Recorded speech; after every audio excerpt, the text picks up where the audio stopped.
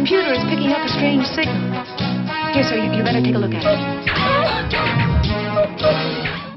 Hello, and welcome to episode 156 of Life Through a Prism with your host, Rob Tierney.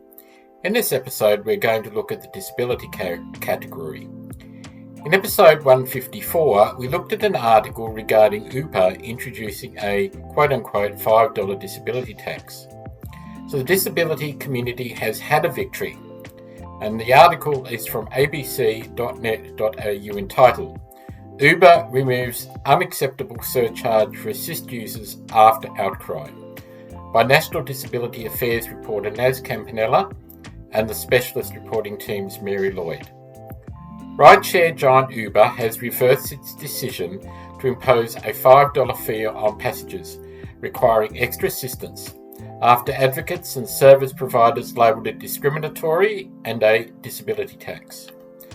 Last month, the ABC reported the company started charging extra for its assist service in May, telling customers the move was to improve reliability and reduce wait times.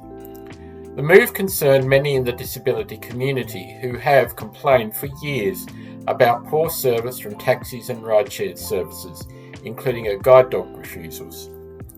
Uber late last year quietly agreed to an external review of its operations after settling a federal court case brought by a woman who refused more than 30 rides while travelling with a guide dog. The company confirmed to the ABC it has now removed the surcharge after meeting with key disability groups and hearing the $5 fee was not the right approach. Now it's our responsibility to figure out how to address those reliability challenges through a fairer mechanism, Emma Foley, Managing Director of Uber Australia and New Zealand, said. Tamara Sarant, General Manager of Social Change at Guide Dogs Australia, said the organisation was pleased Uber had removed the surcharge, which should not have been introduced in the first place. Accessibility isn't a premium feature, and it should never come with a premium price, she said. Ms. Sarant said this example should act as a strong message to other businesses. People with disabilities shouldn't pay more to get the same as everyone else when it comes to services, she said. A community win.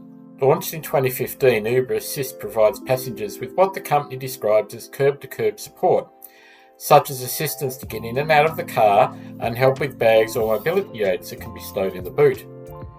The Disability Discrimination Act and Uber's own policies require drivers to provide service to customers with assistance animals. However, users with vision impairment told the ABC the assist service did not necessarily guarantee better or more reliable service even after the surcharge was introduced. Uber initially said the extra charge for the service was introduced following consultation with more than 1,000 people with disabilities and their carers, as well as accessibility experts and assisted users.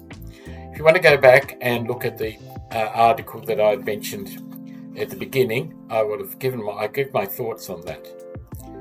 The company said drivers received all of the additional fee, which compensated them for the extra time and care they are supposed to take when supporting passengers.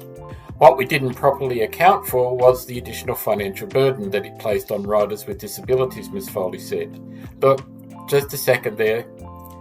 How out of touch is Uber? I would say very out of touch with that comment. Back to the article. She said the company will continue covering the additional payment to drivers for the next 30 days and would not refund any passengers. Ms. Sarant said key organisations such as Guide Dogs Australia and Vision Australia, which supports people with low vision, were not consulted before the surcharge was introduced. Ms. Foley admitted the rideshare company absolutely should have listened more and consulted more broadly. That's absolutely a learning that we'll be taking away from this, she said. Unacceptable.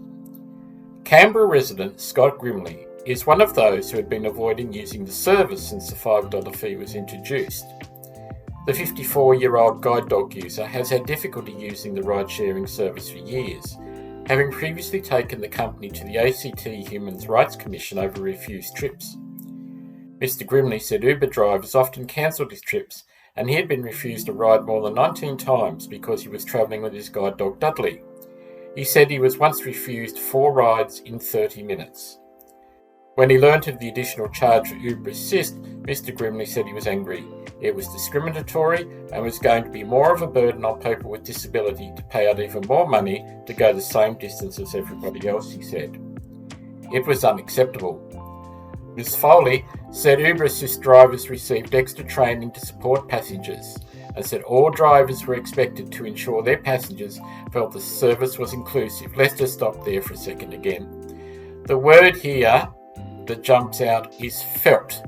The passengers felt the service was inclusive. No, we don't want to be able to feel inclusive. We just want to get transport, safe transport, either it be an Uber or a taxi, and not being treated as a second-class citizen. Back to the article. You shouldn't have to get an Uber Assist to get great service and to have an inclusive service, she said. Uber said it would now establish an ongoing accessibility advisory group involving advocacy organisations. Okay, before we finish today, call me cynical. An accessibility advisory group, to me the word here is advisory. I read that at this time is we will look like we are doing something, then when we think we have done enough, we won't do anything. The advisory group is spoken about. Uber, please prove the disability community we were wrong. I doubt that they will. Till next time, take care and bye for now.